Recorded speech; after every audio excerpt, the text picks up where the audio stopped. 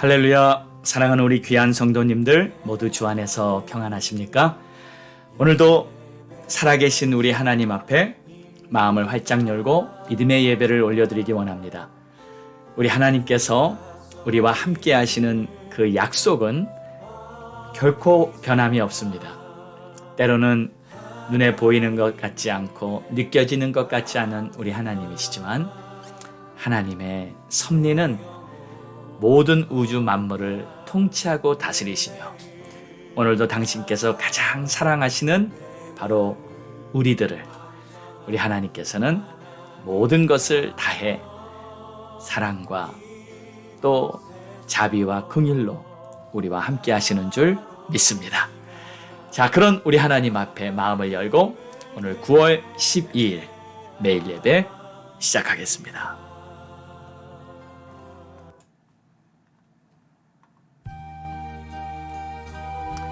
신실하신 주님, 마음을 다해 찬양합니다.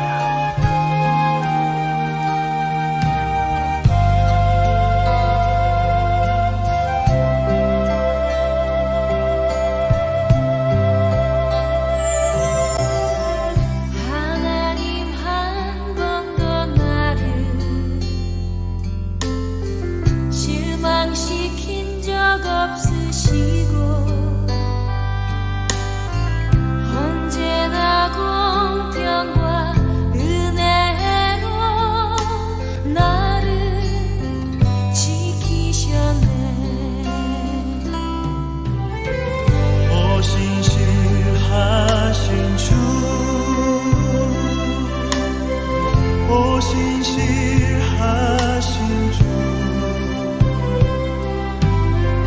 내 너를 떠나지도 않으리라.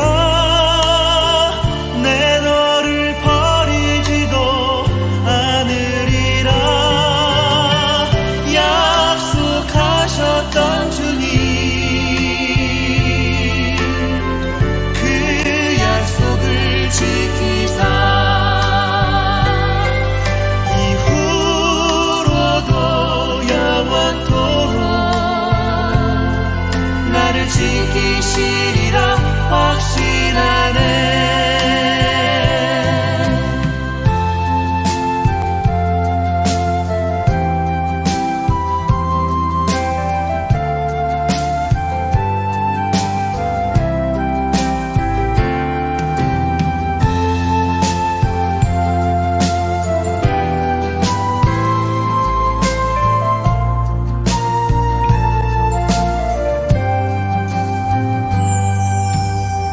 지나온 모든 세월들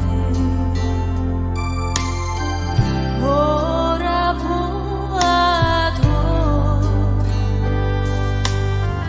그 어느 것 하나 주의 손길 안 미친 것 전혀 없네.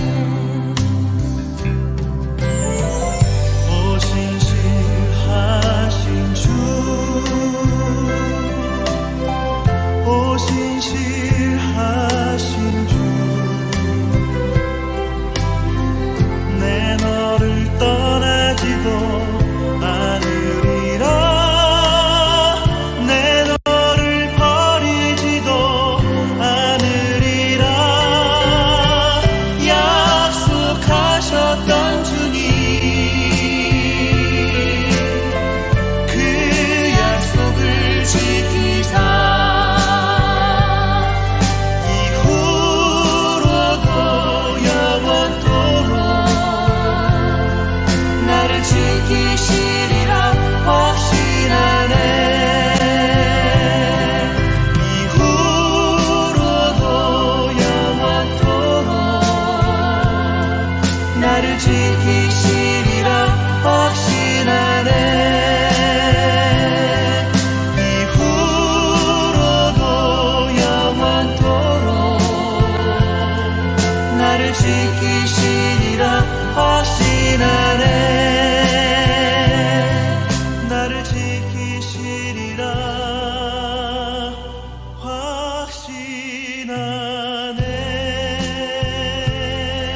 확신하네. 아멘. 아멘. 기도하겠습니다. 하나님 감사합니다. 오늘도 신실하신 주님 찬양하고 하나님의 영광을 바라보며 이 믿음 가지고 오늘 하루도 승리하기 원합니다. 주님, 우리들의 소망 되시고 내 삶의 전부가 되시는 우리 주님 꼭 붙들고 살아갈 수 있도록 도와주옵소서. 감사하며 예수님의 이름으로 기도합니다. 아멘.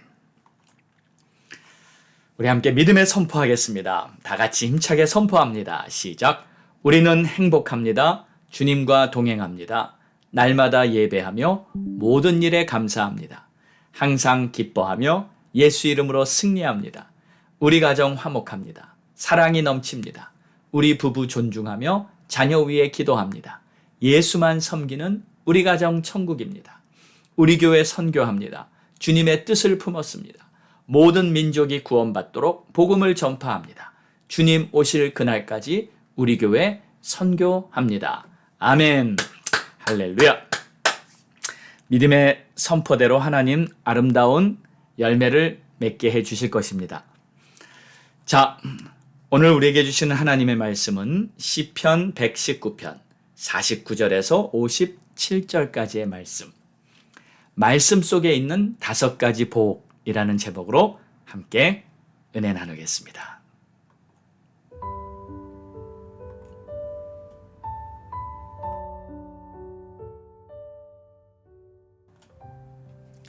주의 종에게 하신 말씀을 기억하소서. 주께서 내게 소망을 가지게 하셨나이다. 이 말씀은 나의 고난 중의 위로라. 주의 말씀이 나를 살리셨기 때문이니이다. 교만한 자들이 나를 심히 조롱하였어도 나는 주의 법을 떠나지 아니하였나이다. 여호와여, 주의 옛 규례들을 내가 기억하고 스스로 위로하였나이다. 주의 율법을 버린 악인들로 말미암아 내가 맹렬한 분노에 사로잡혔나이다. 내가 나그네 된 집에서 주의 율례들이 나의 노래가 되었나이다. 여호와여, 내가 밤에 주의 이름을 기억하고 주의 법을 지켰나이다. 내 소유는 이것이니 곧 주의 법도들을 지킨 것이니이다. 여호와는 나의 분기시니 나는 주의 말씀을 지키리라 하였나이다. 내가 전심으로 주께 간구하였사오니 주의 말씀대로 내게 은혜를 베푸소서. 아멘.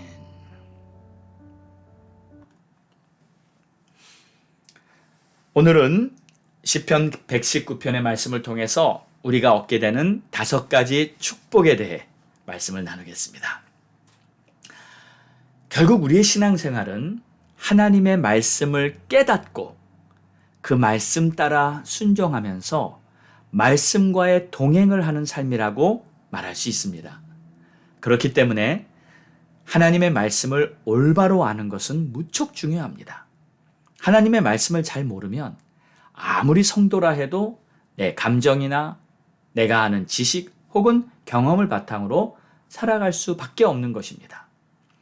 오늘 시편 119편은 하나님의 말씀을 찬양하면서 말씀의 능력에 대해 증거하고 그것에 따른 축복에 대해서 말하고 있습니다.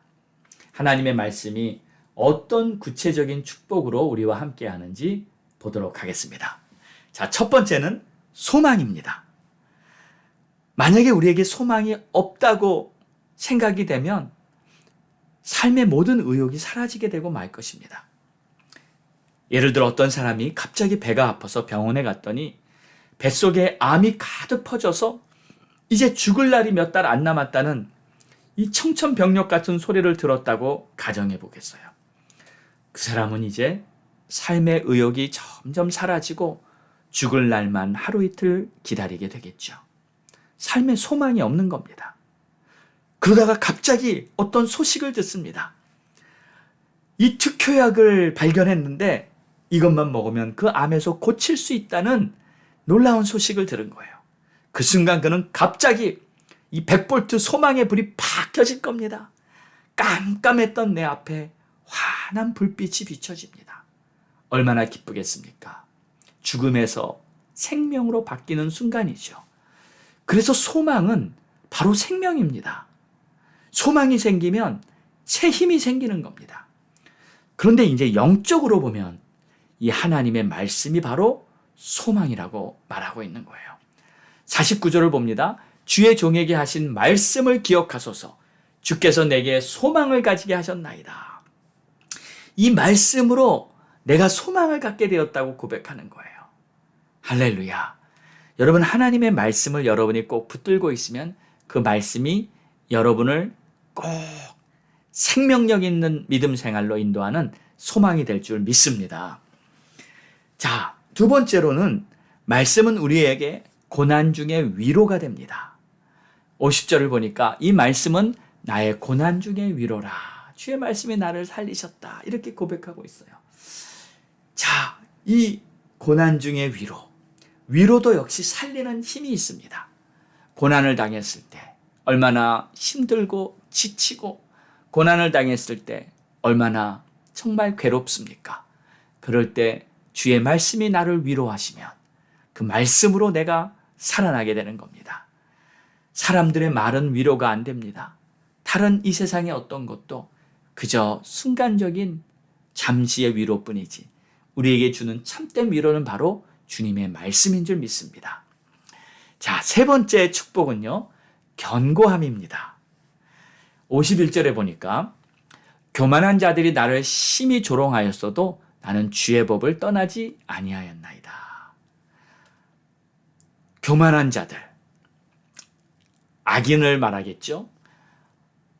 나를 심히 조롱했어요. 너무나 힘들고 어려운 그러한 상황이 나에게 닥쳐왔어요. 괴롭고 슬프고 답답하고, 근데 나는 주의 말씀을 떠나지 아니하였다. 그랬더니 바로 견고함이 생겼다는 거예요. 여러분, 이 견고함이라는 것은 이 살아감에 있어서 하루하루 인생에 참 중요한 역할을 합니다. 심지가 견고한 자는 말씀으로 서 있는 자입니다. 그래서 심지가 견고한 자는 마음이 평안해요. 밖에서는 환난에 온갖 재앙이 몰아쳐도 평안합니다.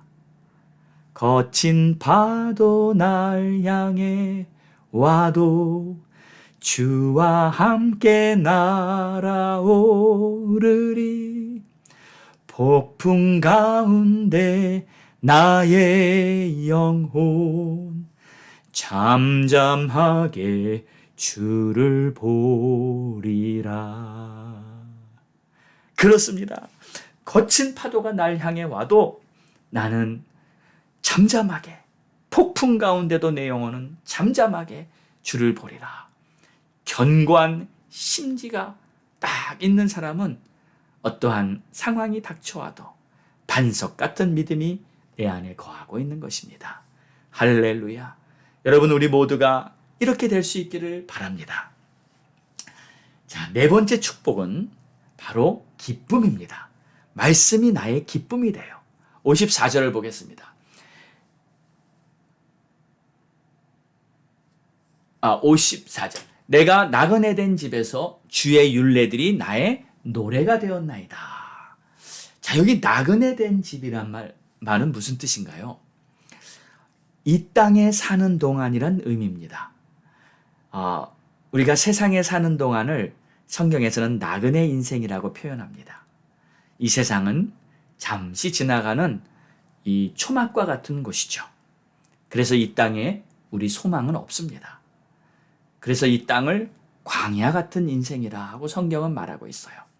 그런데 이 광야 같은 나그네 인생길에 뭐가 나오냐 보면 노래가 나옵니다.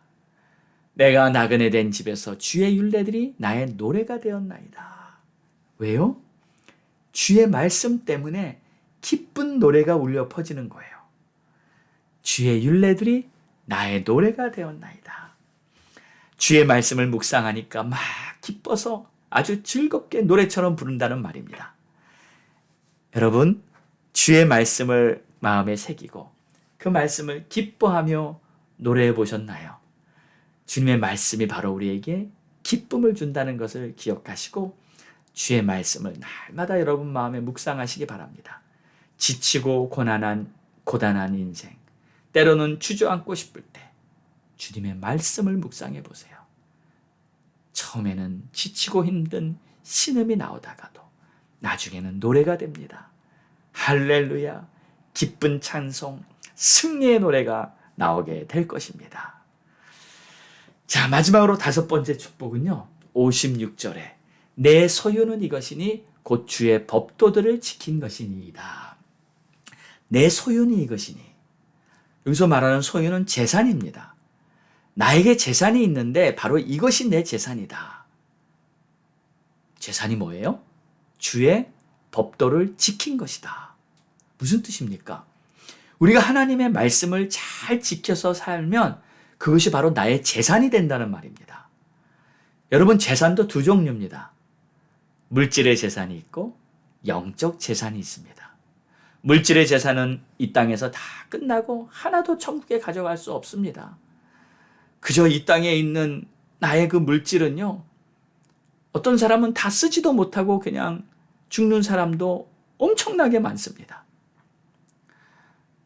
그러나 영적인 재산은 다 천국에 가져갈 재산입니다. 할렐루야죠. 여러분, 영적 재산을 많이 만드십시오. 그러면 이 영적 재산에는 어떤 것이 있을까요? 예를 들어 보면 여러분이 주님의 일을 하면서 섬겼던 모든 행위들, 영적인 재산입니다. 믿음으로 한 모든 일들, 영적인 재산입니다. 또 여러분이 가진 물질을 주님께 바친 귀한 헌금들, 영적인 재산입니다.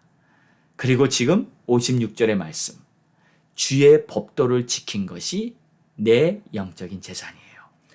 주의 법도를 지켰다는 말은 이 말씀을 잘 지키면서 살았다는 거예요. 이것이 바로 영적인 재산이며 영원히 여러분과 함께할 영원한 재산입니다.